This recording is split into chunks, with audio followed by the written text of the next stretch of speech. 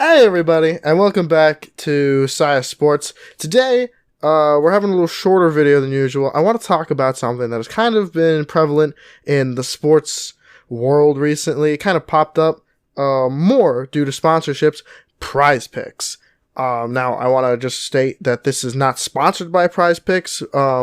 I like it, but what I'm doing, basically this video is just explaining what Prizepicks is, because for the most part, it's kind of left up in the air, in case any of you guys who are worried about sports betting don't know what it is, because I admit some of the people who have sponsorships for it don't properly explain it. Some of them do, but this is mainly for the people who don't understand it. So if you do understand it, I'd appreciate it if you still watched and liked and subscribed and all that jazz.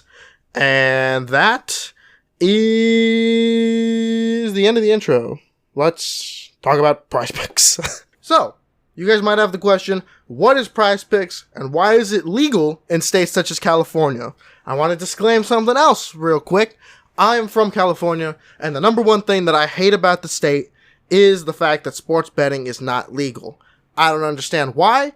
It's one of those things. Like, nearly everything is legal in California. Weed is legal in California. So how the fuck is sports betting not legal? Pretty sure that's a little less dangerous than some other things that are legal here. Well, Prizepicks is sports betting, but not necessarily. Now, sports betting is designed as, in the law, it's betting for outcomes, betting for scores, betting for who's gonna win.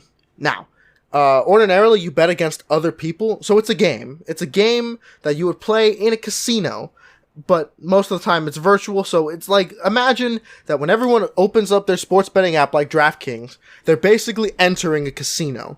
And it's kind of that same deal. If you're doing something that is entering a casino, but not in a casino, then it's not legal in California, which is odd because the last time this came up for ballot in November, everyone thought, okay, well, sports betting on its own might not fly, but sports betting held by native tribes, such as the guys who own like Morongo over in Palm Springs, they should be allowed to do it because they own the casinos. But Prizepicks gets away with it because it's not betting against other people. It's betting against yourself. So here's how Prizepicks works. It's basically, you go in to the app, you open it up, you deposit money, however much you want, and then you see a list of lines. Basically, it pretty much just takes whatever the guy's averages are. Like, let's say we open up the app and we see LeBron James. He's averaging 30 points per game, so the line on the day is 30 points per game. Or normally it's half, like 30.5 or 29.5. So that way you don't like hit right on the money.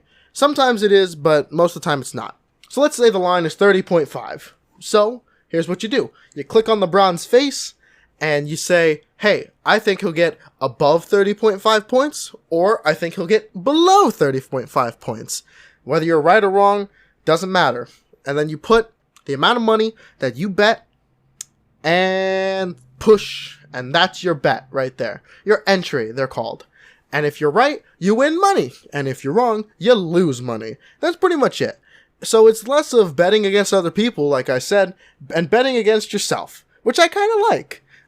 It's nice to have some kind of sports betting in states such as California. I'm not entirely sure what other states don't have sports betting is like a thing, but I know California doesn't, and it makes me upset because I want to play DraftKings, but Prizepicks is pretty good in that category. If you guys don't know what it is, or if you're kind of hesitant to get into the sports betting world, Prizepicks is one of the few games I'd say that it's like, it's pretty hard to lose consistently, because if you know how sports work, like especially basketball, I'm a huge basketball guy, so for the most part, I know when someone's on a hot streak. Like, let's say Trae Young has been dropping 40 points per game for the last 5 games, and his line is 30.5 points. It's a pretty solid chance that he'll get more than that. And so, if you know the game well enough, it's one of the few betting games that you can actually be kind of good at. That isn't like a card game, you know what I mean? It's like slots, but with that. And so I kind of like it. I mean, I've won a little bit on it. on my own. They have promotions all the time where they like just throw money at you, which is nice. I like that. And it's easy to get into. I'd say. I got into it like on January 1st. I was like, hey, you know what? I'm gonna do the Prizepicks thing because it's legal in California. Fuck it. And it's been going pretty well. It's fun for me, at least. Again, if you have a gambling problem, you're probably not gonna like it. Actually, you're probably gonna like it a little too much. but apart from that, you should be able to just have fun with it. Because again, you're not betting against anybody else. You're betting against yourself. So it's really hard to psych yourself out. Like if you're playing poker and you're seeing everyone else and some other guy goes all in, you're probably gonna get psyched out a little bit. And it might throw your game off. But if you're playing against yourself, well, it's pretty hard to psych yourself out on the slots. So it's one of those games that is just fun to play on your own. I think of it as like fantasy. But with more money involved, I guess, on a day-to-day, week-to-week basis. That's probably the best comparison that I can make for those of you who don't really know how to get into sports betting. If you're into fantasy, which is where you assemble a team and you just take what their scores are and however much they're generating, and then that just adds to your total score. It's kind of like fantasy with the teams, but on like a player for player basis, and that's how you win. I don't think I can really explain it much better than that in terms of like what it actually is. There are a couple options for you if you are like hesitant to lose money or whatever, called flex plays, where even if not all of your picks are right on the money, it's fine. You'll probably be able to at least scrounge a little bit back. Like let's say you make 6 picks. If 6, 5, or 4 of them are right, you're making something back. So it's not a total loss. And it's kind of generous, actually, because there are a lot of times where like one guy totally fucks you up. I'm still upset because Tyrese Halliburton was supposed to get 9 assists. He had 5 with 3 minutes left in the fourth quarter. He lost me like $600 on that one. See, I didn't lose $600, but I could have gained $600, and I didn't. Because of him. So I'm still upset about that.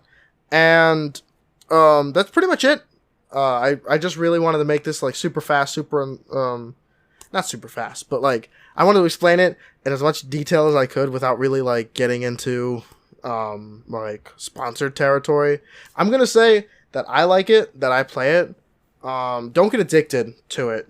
But if you don't know what it is, now you know, I guess. Don't worry about it if you're like worried about sports betting and gambling and stuff like that, because you can control yourself if you know how to control yourself. You can set limits as well as to like how much you can play, which I highly recommend doing if you feel like you can get addicted to something easily. Just like don't even cross that bridge. And that's about it. So thank you for watching. I appreciate it. I'll see you in the next video, I guess. It'll be a little less disheveled than this. Thank you for watching again, and I'll see you next time. Bye bye.